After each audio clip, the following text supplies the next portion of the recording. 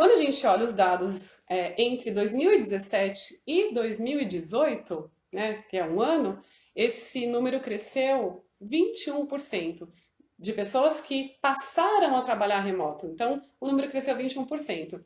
E tem um estudo ainda de um professor da FGV que diz que pós a pandemia é possível que 30% das empresas que cresça esse número em 30% a mais. Né? Que aí eu diria que não é difícil, porque se de 2017 a 2018 cresceu 21%, depois que a gente também já passou quase um ano, ou um ano, trabalhando de modo remoto, aquilo que era um tabu passou a ser uma realidade factível, e quando a gente olha também alguns números, mostra que 80% dos gestores aprovaram, né? Depois daquele susto que passaram, inicialmente aprovaram aí o trabalho de suas equipes de maneira remota. Agora, tem muito o que se fazer, é natural, tem muita coisa que precisa ser ajustada e é exatamente sobre isso que a gente vai falar. O que é muito importante, que a liderança, ela é o chefe, né?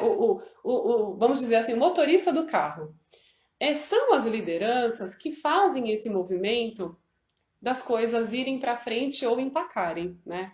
Então, a gente tem alguns desafios, eu listei 3 desafios, mas que a gente vai trabalhar aqui no forma de perguntas e trazendo alguns exemplos para que fique mais fácil da gente explicar e para a gente ter um caminho de para onde que as coisas vão, né? Eu vou dizer agora já assim, quais são os principais desafios, né? Primeiro é a mentalidade. Acho que assim, primeiro grande desafio que a gente tem é de mentalidade, né? Como é que eu lidero as pessoas? Então, como eu liderava e como que eu passo a liderar quando eu tenho uma equipe remota, porque esse é um grande desafio, né? E pensando que somos líderes e precisamos incentivar, influenciar, né, efetivamente as pessoas, essa mudança de mentalidade, a gente vai ver, que eu vou trazer aqui o exemplo, essa mudança de mentalidade ela é fundamental, inclusive para o trabalho presencial, mas para o trabalho remoto é ainda mais importante, tá? Então, aí o segundo grande desafio é ajudar as pessoas a atingirem os resultados, né? Então, como é que a gente faz isso? Organizando processos, disponibilizando ferramentas, avaliando recursos, isso são coisas que vão nos ajudar bastante. E o terceiro grande desafio é a comunicação. Como é que a gente comunica com as pessoas? Né? Como é que a gente está presente mesmo estando à distância? Como é que a gente leva os valores, né, a cultura da organização para cada ambiente, para cada profissional, para cada local ali que temos. E aí a gente pode pensar que somos uma equipe, como se estivesse numa estrutura de um escritório, cada um na sua mesa, como antigamente eram, cada um na sua baia, e fazendo o trabalho acontecer. Porém, o que era uma conversa pessoal passa a ser uma conversa que acontece virtual, né, que acontece através dos recursos tecnológicos que estão disponíveis, e esse é um outro assunto muito bacana quando a gente fala de trabalho remoto, que foi a tecnologia que propiciou a gente ter essa possibilidade, essa oportunidade de trabalhar de maneira remota e que faz com que a gente precise aí reavaliar a nossa mentalidade, o nosso comportamento diante das mudanças e que faz muito sentido para esse momento que a gente está vivendo, mas que posterior também faz bastante sentido a gente pensar. Então, o primeiro grande desafio da liderança, vai me dizer, Érica, então, ok, né? O que eu preciso aprender ou adaptar? Então, o primeiro grande desafio da liderança é a mudança de mentalidade. E o que seria essa mudança de mentalidade? Vamos pensar que nós vivemos num país, a nossa cultura tem aí uma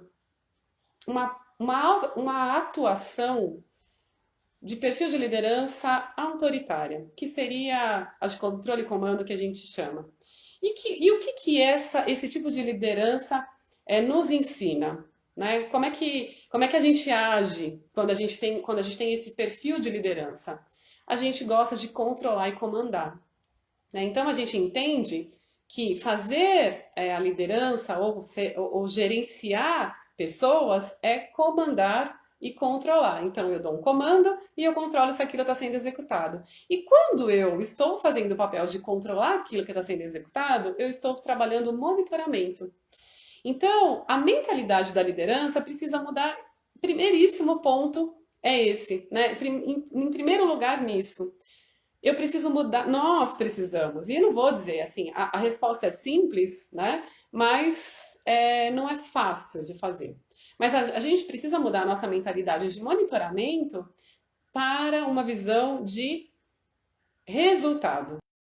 Então eu não monitoro mais a atividade, eu avalio a entrega, eu olho o resultado, eu influencio as pessoas para que elas entreguem no prazo e atingindo as metas dentro da qualidade combinada. Então, eu passo a trabalhar muito mais como um influenciador do que alguém que comanda, do que alguém que está controlando. E, gente, quando a gente para e pensa um pouquinho na estrutura do trabalho home office, né, do trabalho remoto, por que incomoda tanto a nós que tínhamos aí um hábito de trabalhar de maneira presencial? Quando você tira a estrutura do escritório, né, aquele clima, aquele ambiente que tem mais pessoas além de você e a sua equipe, né, e tem ali algumas distrações, o que sobra? O que sobra é o resultado do nosso trabalho. Então, por exemplo, equipes de vendas que são muito acostumadas a trabalhar de maneira remota, né, porque trabalham visitando clientes, eles estão super acostumados com essa dinâmica. Por quê? Porque por mais que eles sejam a área de maior crítica, né? Porque as áreas costumam criticar, o pessoal de venda só pede, o pessoal de vendas tem uma vida fácil, e na verdade não tem. Eles têm ali desafios grandes para realizar, eles têm uma dinâmica para que isso aconteça, né? Uma organização para que isso aconteça, e quando o trabalho deles é avaliado, é em cima de números. Então, o trabalho remoto é mais ou menos isso. Quando a gente vem para dentro de casa, a gente sai do ambiente de escritório e todas aquelas distrações que existiam lá, o que sobrou? Sobrou o seu trabalho, o seu resultado. Então você não tem mais ali com o que se distrair dentro da empresa. E aí a distração que eu, enquanto líder, tinha, né, de parecer que acompanhava e facilitava e ajudava ou influenciava, eu passo a ter a responsabilidade efetiva, porque eu vou ser cobrada por essa atribuição. A minha equipe entrega?